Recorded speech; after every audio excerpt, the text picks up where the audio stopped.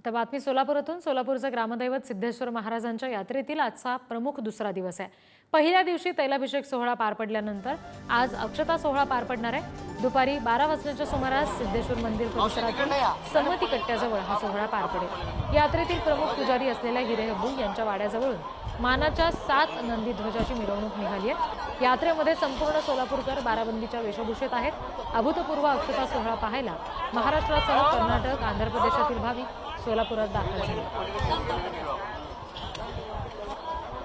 समतेचं प्रतीक असणाऱ्या शिवयोगी सिद्धरामेश्वरांच्या यात्रेचा आजचा दुसरा दिवस आणि आज अक्षता सोहळा जो आहे तो संपन्न होणार आहे। आपण पाहू शकताय की प्रमुख मानाचे जे मानकरी आहेत त्यांच्या हातामध्ये जो योगदंड आहे त्याच्यासोबत कुंभारकन्येचा जो आहे तो प्रतिकात्मक विवाह होणार आहे। आणि आपण पाहायला गेलं तर यात्रेला जो आहे तो आता सुरुवात होताना चित्र दिसते। आज दुसरा दिवस आणि प्रामुख्याने हे जे सर्व प्रमुख मानकरी जे आहेत ते आता मिरवणुकीमध्ये जे आहेत ते निघालेले आहेत। आपण पाहतोय की आपल्यासोबत प्रमुख मानकरी आहेत।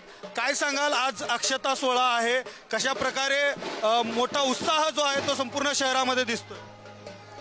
ग्रामदैवत शिवयोगी सिद्धरामांची यात्रा कालपासून सुरुवात झाली आहे। काल येण्णीमजन म्हणजे हळदीचा कार्यक्रम, आज अक्षताचा एक धार्मिक विधी।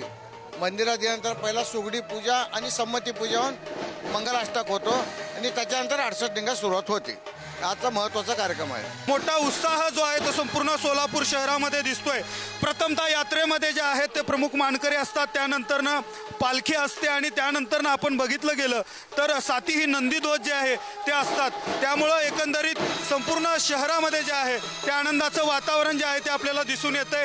खरं तर पालखीच्या नंतरनं जे आहे ते सातीही नंदीध्वज असतात। सिद्धरामेश्वरांची पालखी या ठिकाणी आपण पाहतोय की सिद्धरामेश्वरांच्या पालखीचं दर्शन ज्या घेण्यासाठी भाविक जे आहेत ते मोठ्या उत्साहात दिसत आहेत।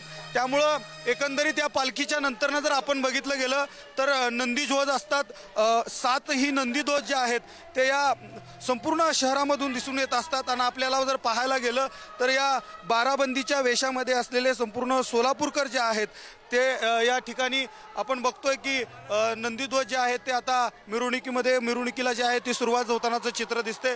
त्यामुळं एकंदरीत सोलापूर नव्हे तर संपूर्ण आंध्र प्रदेश असेल, कर्नाटक असेल, या ठिकाणी भाविक भक्त जे आहेत ते सिद्धेश्वर यात्रेला येत असतात।